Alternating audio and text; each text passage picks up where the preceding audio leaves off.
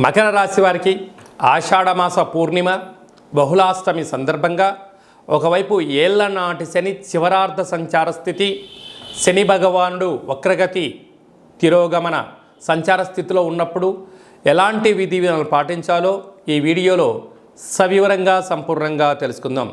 మకర రాశిలో ఏ నక్షత్రాలు వస్తాయనక ఉత్తరాషాఢ నక్షత్రంలోని 2, 3, 4 పాదాలు, శ్రవణ నక్షత్రంలోని 4 పాదాలు, ధనిష్ఠా నక్షత్రంలోని 1, 2 పాదములు కలిపితే మకర రాశి అవ్వడం జరుగుతుంది. చాలామందికి పుట్టినటువంటి కాల సమయంలో డేటా ఆఫ్ బర్త్లో లేనటువంటి కారణం వలన పేరు యొక్క మొదటి అక్షరాన్ని అనుసరిస్తూ ఆ రాశిని తెలుసుకునే ప్రయత్నం చేద్దాం. బో, జా, జీ, జూ, జే, జో, ఘ, గా, గి అక్షరాల వారందరూ కూడా మకర రాశి జాతకులే. మకర రాశి యొక్క అధిపతి శని భగవానుడు.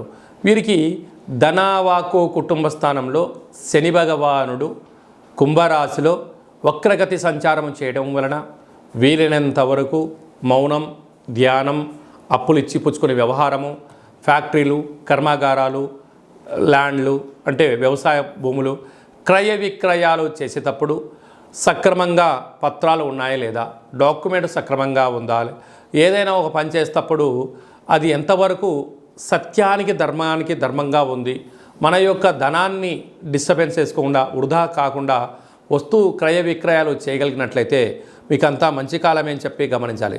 తృతీయంలో రాహు సంచార స్థితి ఉండడం వలన అన్నదమ్ములతో, అక్కా చెల్లెలతో వీలైనంత వరకు మానవ సంబంధాలుగా ఉంచండి. ఆర్థిక సంబంధాలకు దూరంగా ఉండే ప్రయత్నం చేయండి. 5వ స్థానంలో కుజగురు సంచార స్థితి ఉండడం వలన నూతనంగా వివాహమైన వారికి పుత్ర పుత్రికా సంతాన యోగము, పిల్లల యొక్క చదువులు, పిల్లల యొక్క అభివృద్ధిలో ముందు వరుసలో ఉంటారు. 7వ స్థానంలో రవి, బుధ, శుక్ర సంచార స్థితి ఉండడం వలన నూతనమైన వాహనాలు, క్రయ విక్రయాలు, బంగారు ఆభరణాలు, వస్త్రాలు, ఎలక్ట్రికల్, ఎలక్ట్రానిక్ వస్తువులు, గృహంలో డిజైనింగ్, అలంకార, సోఫా లాంటి వస్తువులు కొనుగోలు చేయడంలో, ఆనందాన్ని స్వాగతం పలకడంలో మకర రాశి వారి యొక్క సొంతం అని చెప్పి గమనించాలి.